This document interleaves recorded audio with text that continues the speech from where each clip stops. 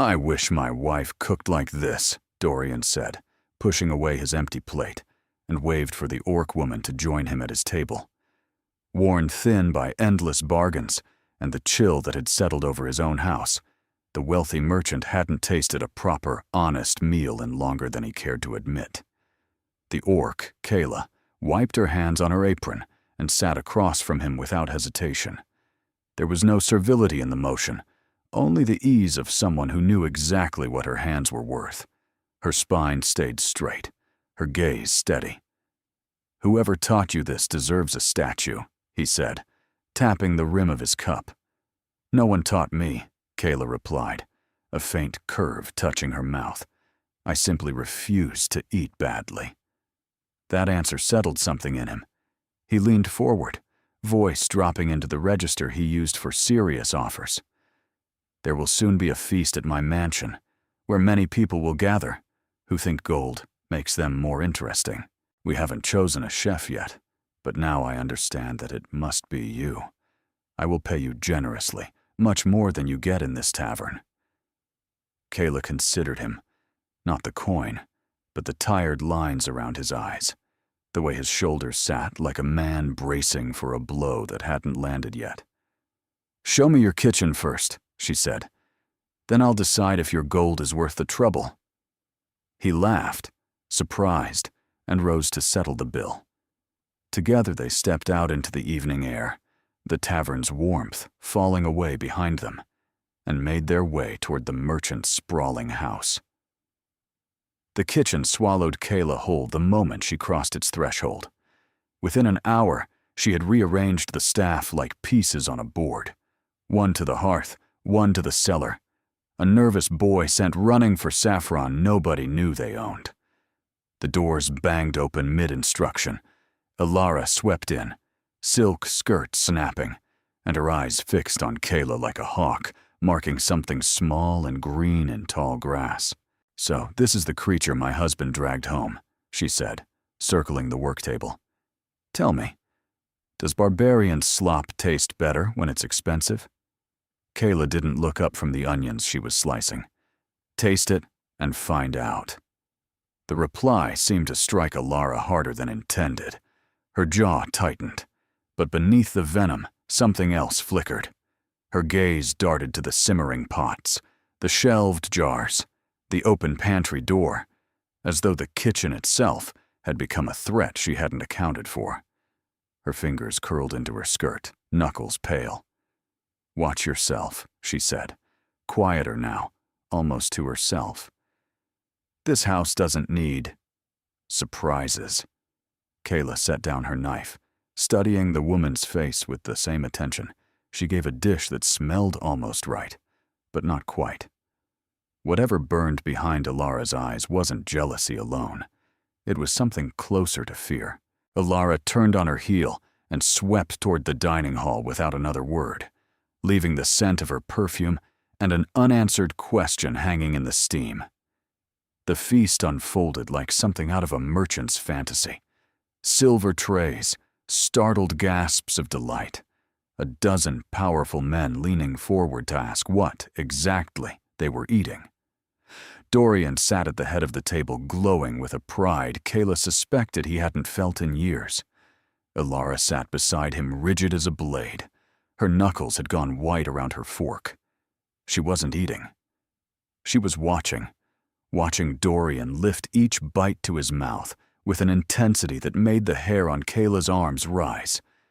It was the look of someone counting seconds, not admiring a husband's appetite. Two small shapes slipped beneath the table's edge, Leo and Mia, sneaking past the footmen to steal orc-spiced honey cakes from a side tray. Their muffled giggles carried further than they realized. "These are better than the ones from the capital," Mia whispered, cheeks full. "Don't tell Mother," Leo hissed back, grinning despite himself. When the last guest finally departed and the candles burned low, Dorian rose and asked, in a voice too formal for the warmth still in his eyes, that the household gather in the main hall. Every servant, every child, and the cook who'd made his evening feel almost normal again. Coins changed hands in the entrance hall, the metallic clink oddly loud beneath the high ceiling. Dorian counted out Kayla's payment himself, generous enough to make the steward blink. Before she could pocket it, small hands seized his sleeves. "Please, Papa," Mia begged, tugging hard enough to wrinkle the fabric. "Let her stay. Forever." "Forever," Leo echoed, arms crossed like a magistrate delivering a verdict. Dorian looked at his children's faces, open, hopeful, nothing like the careful masks worn at his dinner table, and something in him decided before his mind caught up. "Kayla," he said, "I'd like to offer you a permanent place, head cook of this house." "Absolutely not," Ilara snapped, stepping forward so fast her heel caught the rug. Her voice cracked at the edges, panic bleeding through the fury. "We don't need—" She reached to steady herself against the doorframe, and her sleeve slipped just enough. Glass caught candlelight, a small vial, cloudy liquid sloshing, vanishing back into fabric before anyone else seemed to notice. Kayla noticed. Something cold settled beneath her ribs, sharper than suspicion now. She thought of the children's laughter, of Dorian's tired eyes, and made her decision before Ilara finished her sentence. "I accept," Kayla said simply. The staff led her toward the servants' wing, torchlight flickering against stone corridors, while behind her, Ilara's protests dissolved into brittle, unconvincing silence. The first days settled into rhythm, bread at dawn, broth simmering by noon, the household slowly learning the shape of Kayla's cooking, and more slowly, the shape of her silence. Late one evening, footsteps echoed down the servants' stairs. Dorian appeared in the kitchen doorway, coat unbuttoned, looking less like a merchant and more like a man who'd forgotten how to rest. "I couldn't sleep," he admitted, dropping onto a stool without waiting for permission. "This house used to feel warmer. I don't remember when that changed." Kayla said nothing at first, only reached for dried chamomile and mint, crushing them between her palms before letting them steep. She set the cup before him, steam curling upward. "Drink," she said. "Then tell me what's keeping you awake." He wrapped both hands around the cup, like it was the only steady thing in the room. "Everything lately. Nothing I can name." For a moment, neither spoke, and the quiet between them felt less like absence and more like something being built. Brick by careful brick. A servant's knock shattered it. "Mistress Ilara requests the cook, immediately, about tomorrow's menu." Dorian's jaw tightened, but he only nodded. Kayla rose, leaving the tea to cool untouched, and followed the servant into the dim corridor, wondering what fresh demand awaited her, and what Ilara truly wanted this time. The small parlor smelled of lavender and something colder underneath. Ilara didn't rise when Kayla entered, only gestured sharply at a folded list already waiting on the table. "These herbs," she said, tapping the paper, "go into my husband's portions, every meal, discreetly. Consider it a physician's diet." Kayla scanned the names: foxglove root, dwarf nettle, 3 others she recognized from her grandmother's warnings about hearts that stopped too soon when the wrong things mingled in the blood. "This combination doesn't heal," Kayla said evenly. "It weakens a man, slows the heart until it forgets its own rhythm." Ilara's face drained of color so fast it looked almost violent. For one unguarded second, something raw flickered behind her composure. Fear, not anger. "It's the physician's orders," she said quickly, voice climbing an octave too high. "You'll do as instructed, or find another house to darken." "Then perhaps I should speak with this physician myself." "There's no need for that." Ilara's hands twisted the fabric of her sleeve. "If you're so clever, go count the pantry instead. Every jar, every root. I want a full inventory by morning." Kayla held her gaze a moment longer, memorizing the tremor in Ilara's fingers, before turning toward the door without another word. The pantry stretched long and shadowed, shelves crowded with jars Kayla cataloged by scent alone. Behind a row of vinegar bottles, her fingers found a small burlap pouch, the same bitter herbs from Alara's list, hidden rather than stored. The door creaked. Dorian stood in the frame, hair mussed, clearly hunting for wine before bed. He reached for a decanter set apart from the others, the one Alara had ordered carried to the study earlier that day. "Not that one," Kayla said, stepping between him and the shelf. "It's turned. Smells of vinegar, not grape." He raised a brow but didn't argue, and she guided him instead toward the warm broth, still resting near the hearth's dying coals. They sat together in the half-dark, voices low, trading fragments of childhood and old grief neither had spoken aloud in years. "I haven't felt this calm inside these walls in longer than I can remember," Dorian murmured, staring into his cup. "Then stay a little longer," Kayla said simply. Silence wrapped around them, not empty, but full, the kind that asks for nothing and gives everything. When dawn finally pressed gray light through the high window, they rose reluctantly, each returning to their separate duties, the pouch of hidden herbs still tucked against Kayla's ribs, like a question she wasn't ready to ask aloud. Morning light found Kayla in the small garden, gathering rosemary while Leo and Mia trailed behind her like eager shadows. She guided their small hands over the stems, showing them where to cut without bruising the leaves. From the terrace above, Dorian watched, something unguarded softening his face, an attachment he hadn't chosen, but no longer wished to fight. Higher still, at her bedroom window, Alara watched too. Her expression twisted, all pretense abandoned now that no one could see. Whatever careful design she'd nursed for months seemed to be unraveling thread by thread, undone by one watchful, unshakable outsider who noticed too much and trusted too little. Within the hour she was dressed for travel, cloak drawn tight, slipping from the house through the servant's gate rather than the front. No one dared ask where a woman of her standing might be rushing toward the ragged, dangerous edge of the slums at such an hour, only that she went alone and returned looking paler each time.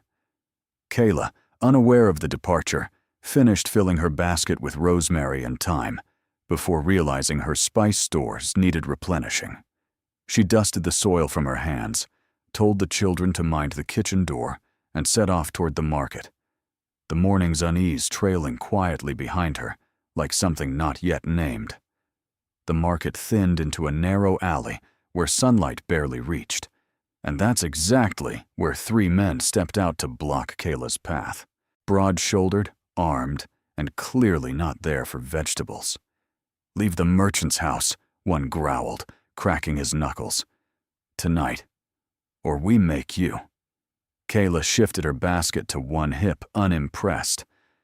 "Tell your mistress I already suspected who sent you." They didn't bother denying it, just lunged. The fight turned brutal fast, fists and blades flashing in the cramped space. Kayla moved like something built for exactly this, sending one attacker into a stack of crates and another sprawling face first into the mud. "Kayla!" Dorian's voice cracked through the chaos.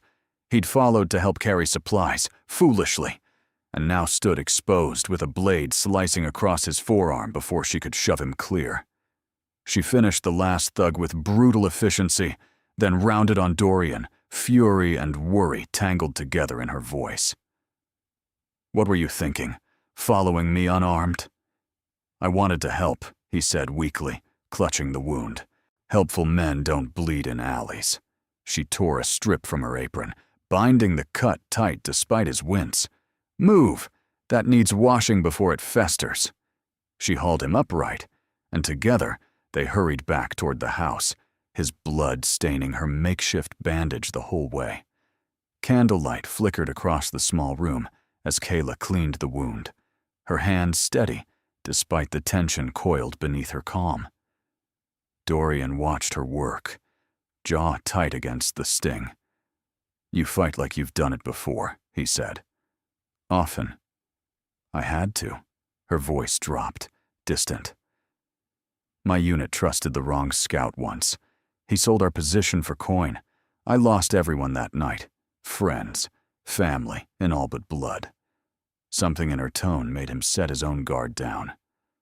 My marriage was arranged before I finished grieving my first business partner. 2 guilds, 1 contract, no love involved. I stay for Leo and Mia. Nothing else. The confession hung between them, honest in a way neither had planned.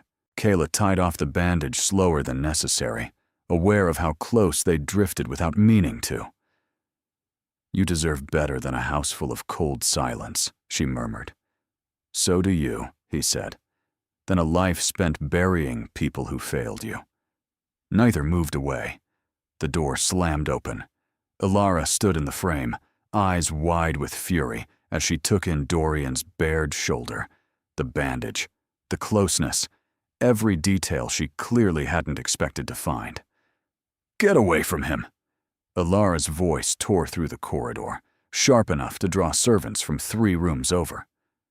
Nothing happened here that requires your outrage, Kayla said, rising slowly, unbothered by the theatrics. Nothing. You drag chaos into this house. Bandits, scandal, and now this. Ilara's finger jabbed toward the bandage still wrapped around her husband's arm. You think seducing him buys you safety? Kayla stepped closer, voice dropping low enough that only Ilara could catch every word. Strange, isn't it?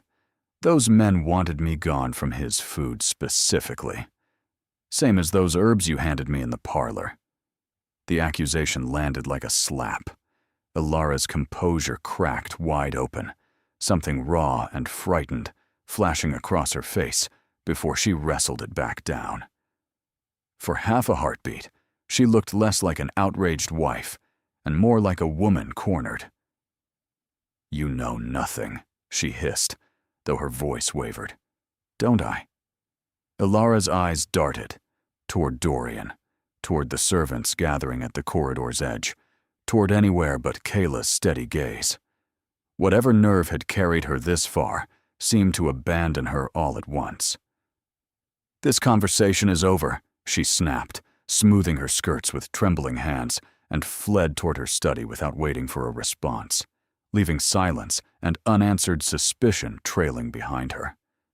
Morning arrived heavy with unspoken tension. In the kitchen, Kayla worked quickly, crushing a bitter orcish root into Dorian's tea, a tonic meant to steady a heart against whatever surprises might still be coming. Dorian entered mid-brew, rolling his sleeves back with unusual energy. Whatever you've been feeding me lately, I haven't felt this strong in years. Keep eating then, Kayla said simply, sliding the cup toward him. He set something small on the counter instead, a sapphire brooch catching morning light. For the market, for not letting me bleed out over my own carelessness.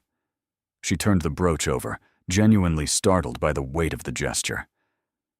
There's also the Merchant Guild's annual gala tonight, he added, almost shy about it.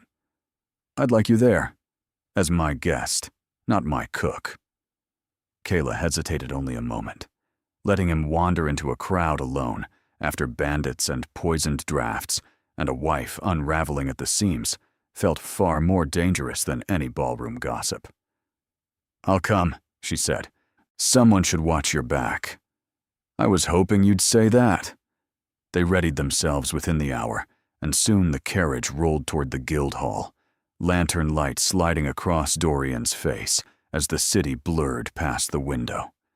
The guild hall glittered with silk and candlelight, every corner filled with laughter too polished to be real.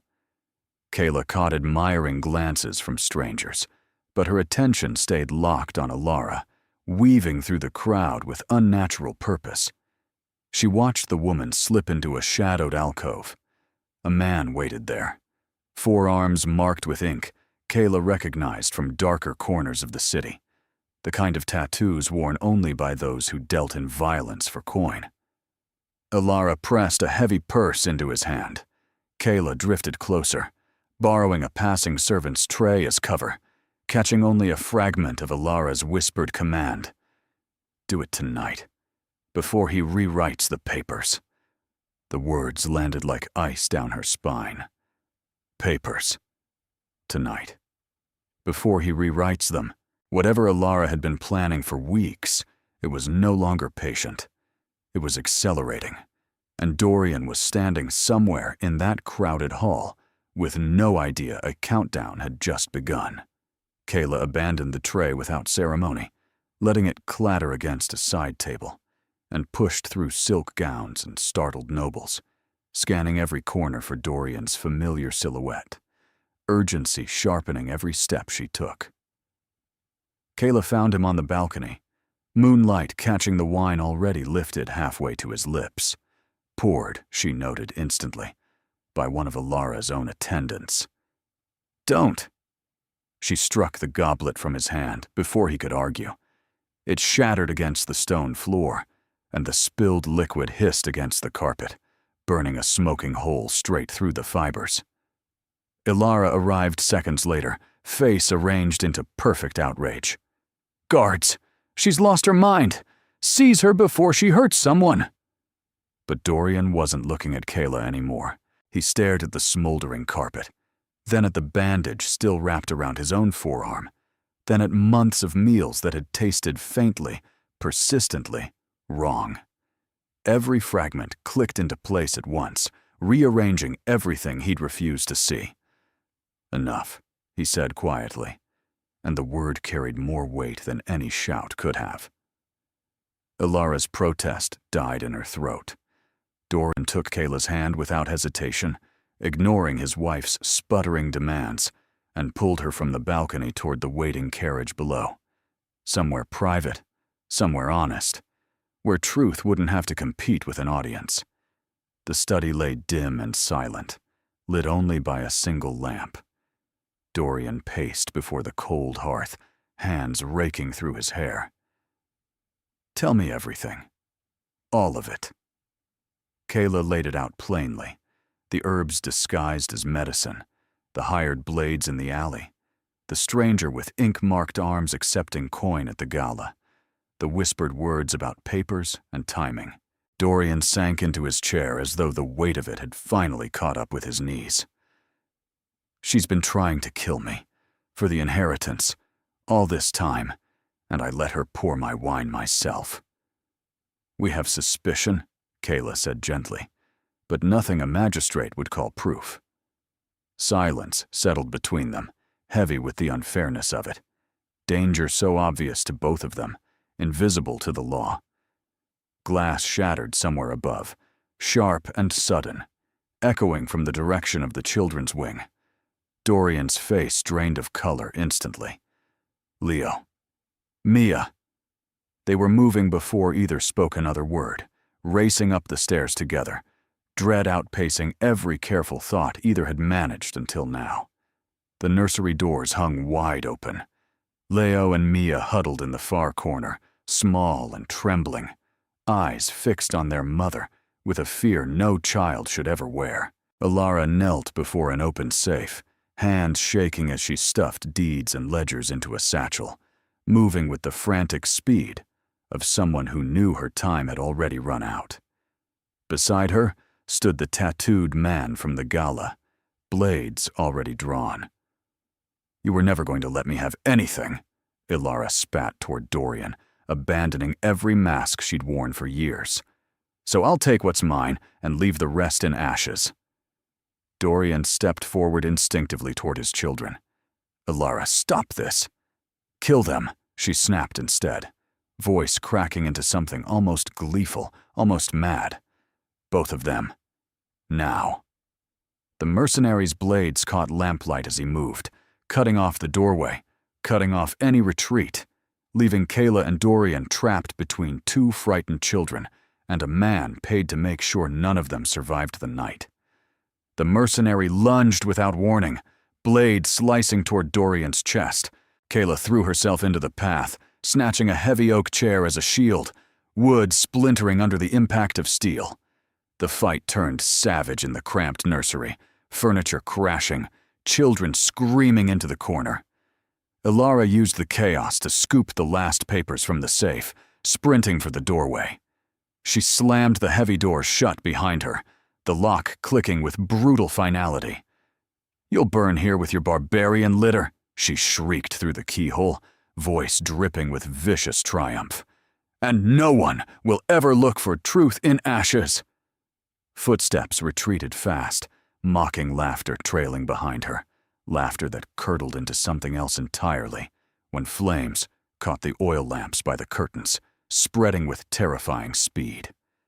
Inside, Kayla drove the chair into the mercenary's skull with bone-jarring force.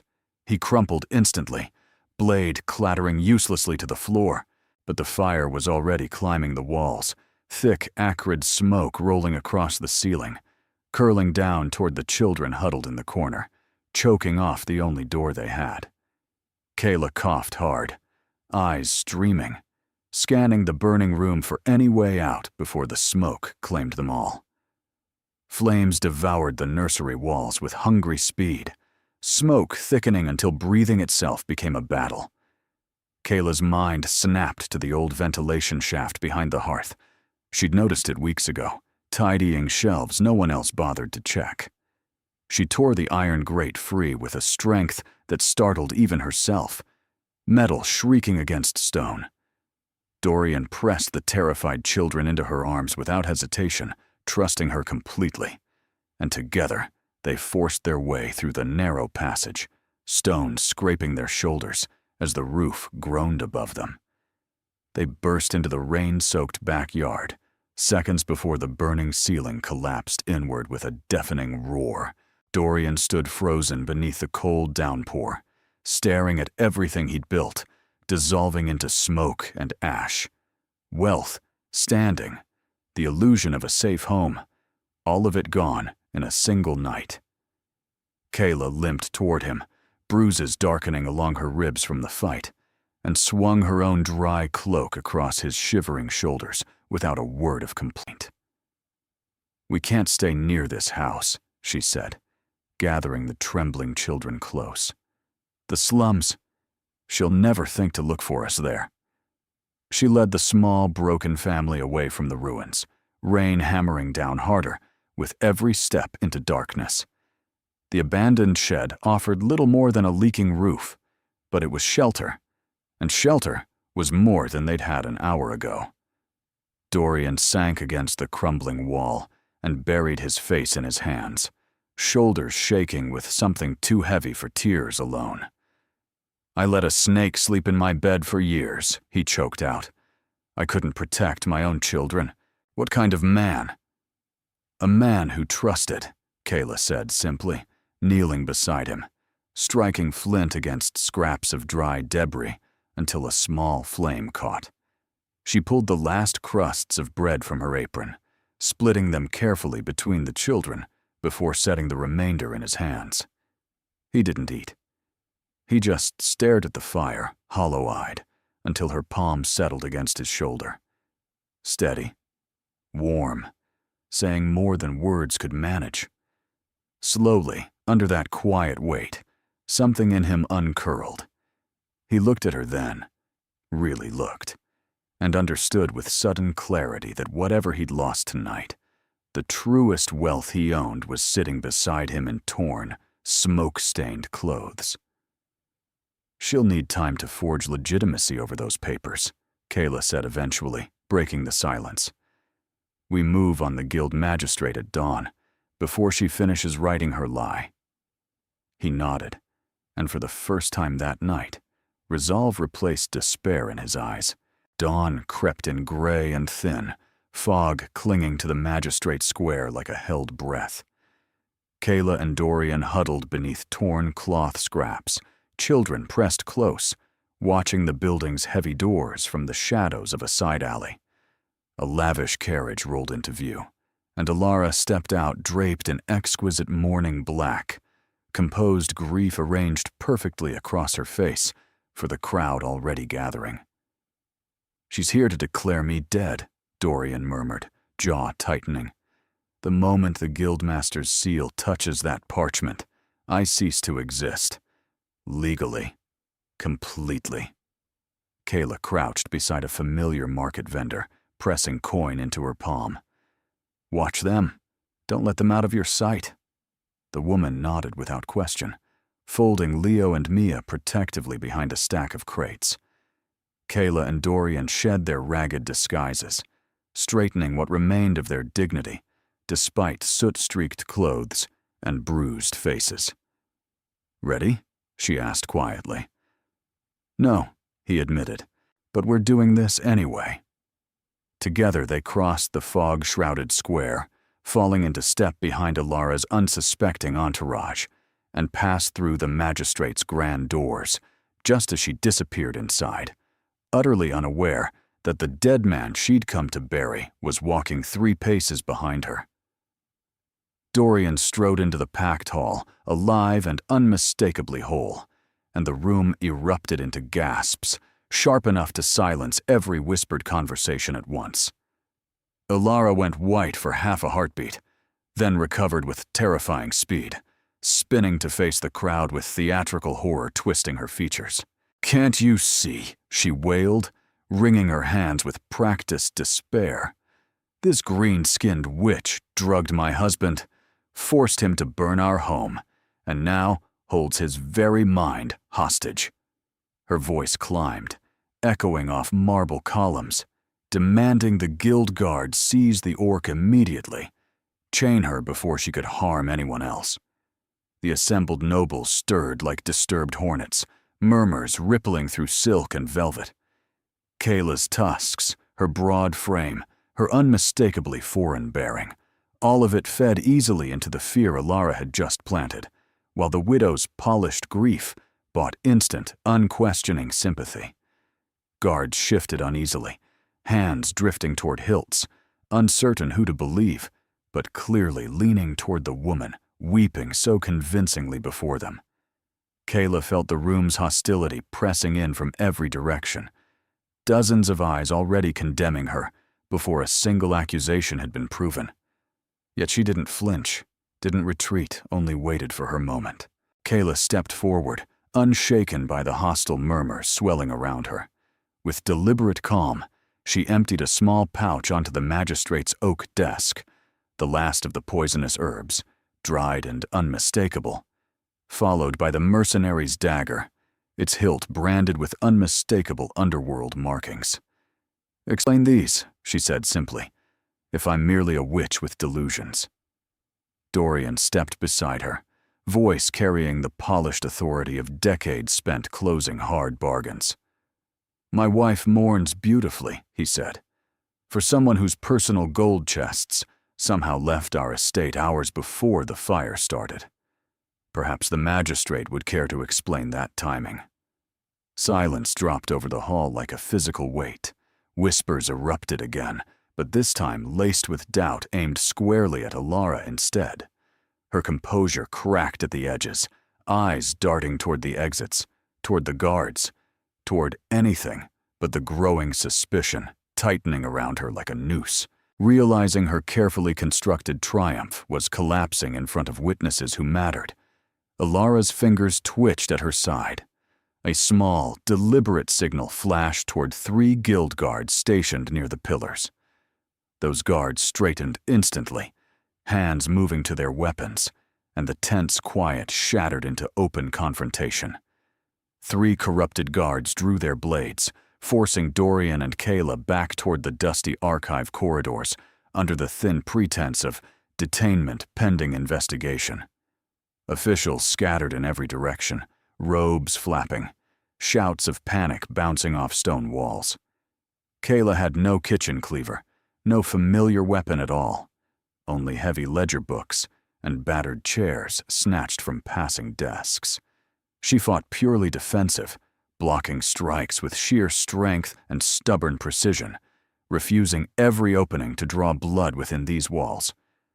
One wrong cut, and Alara's lie about a savage, bloodthirsty creature would write itself into truth. "Don't engage them fully," she warned Dorian, deflecting a blade with a thick accounting tome. "She wants blood on my hands more than she wants yours." He nodded, staying close, using overturned furniture to slow their pursuers wherever he could.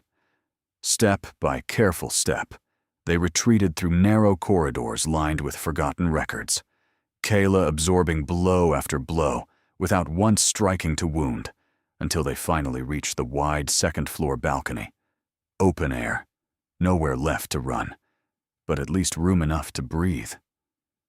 Alara arrived breathless with fury, positioning herself safely behind her remaining guards as she cornered them against the balcony's stone railing.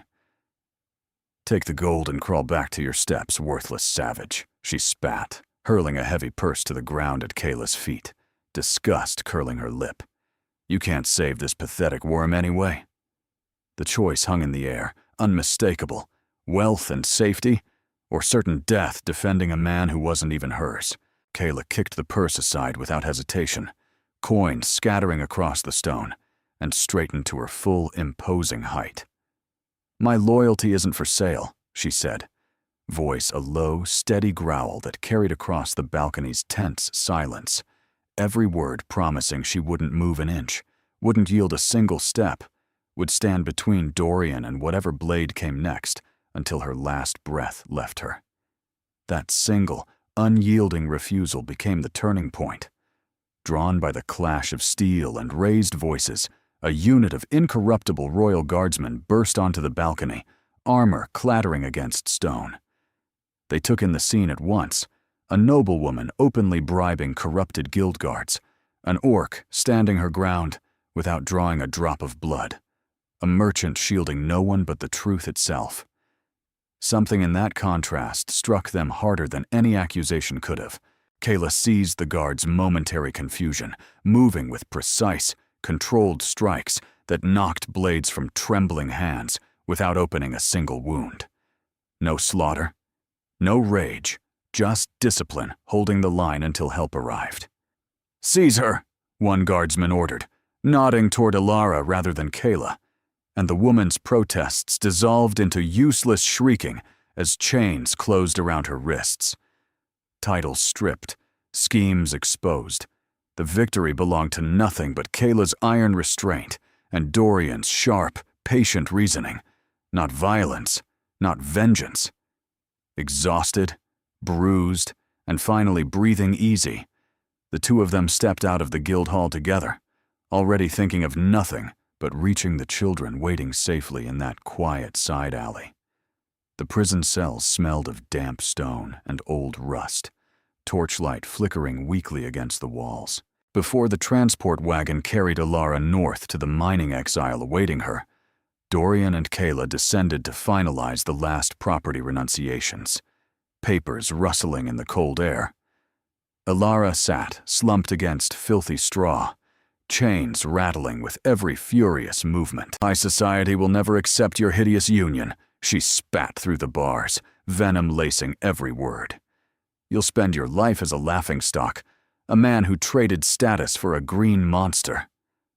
Kayla studied her for a long moment, and what rose in her chest wasn't rage at all, but something quieter, sadder.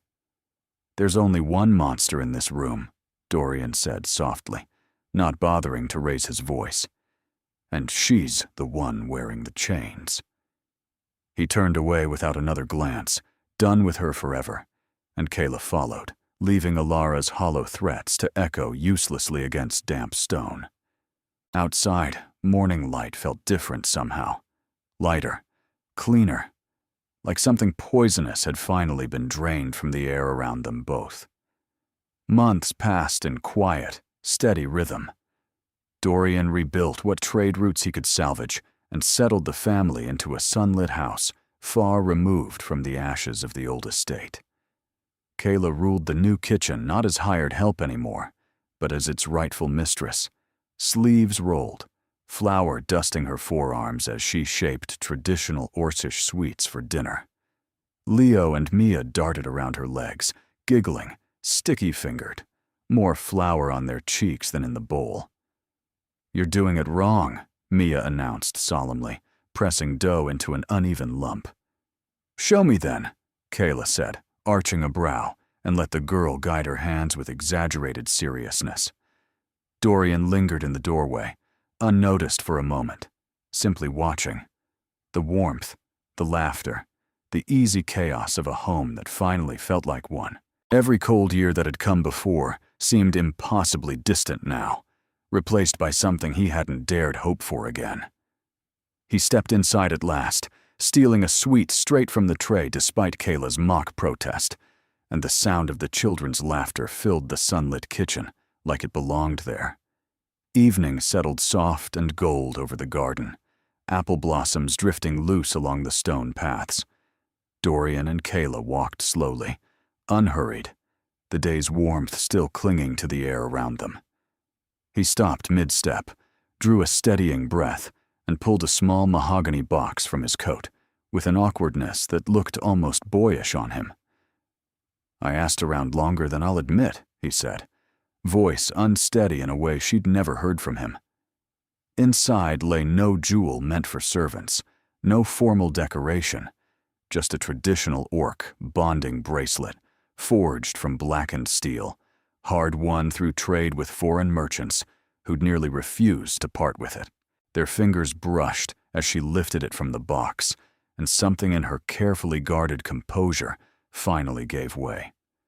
The warrior who'd faced blades without blinking now simply smiled, soft, unguarded, amber eyes bright with a devotion she'd never let show before. "Do you know what it means?" she asked quietly. "To wear this?" "I know enough," he said, stepping closer. "That it doesn't come off easily, that it isn't given twice." "Good," she murmured. "I wasn't planning on giving it back." He slid the bracelet onto her wrist, his fingers lingering against her skin longer than necessary, and for a moment neither of them moved, the space between them shrinking without either quite deciding to close it. "Kayla," he said, low, almost a question. She answered by tilting her face up to his, and he closed the last distance himself, cupping her jaw with careful hands, as though she might vanish if he moved too fast. The kiss was unhurried, warm, years of restraint dissolving into something neither wanted to rush, her hands finding the front of his coat, his forehead resting against hers when they finally broke apart, both breathless, both smiling. "Took you long enough," she said against his mouth. "I was busy surviving a burning house," he murmured, and kissed her again, laughter catching between them under the darkening, blossom-scattered sky. If this story resonated with you, please hit like and subscribe to Orcs Tales. Please also write in the comments what you liked most about the story and what you didn't. Which parts were the most interesting to you, and which ones you found boring. I will take your feedback into account and strive to make future stories even better. I'll be waiting for you here when you're ready for the next story.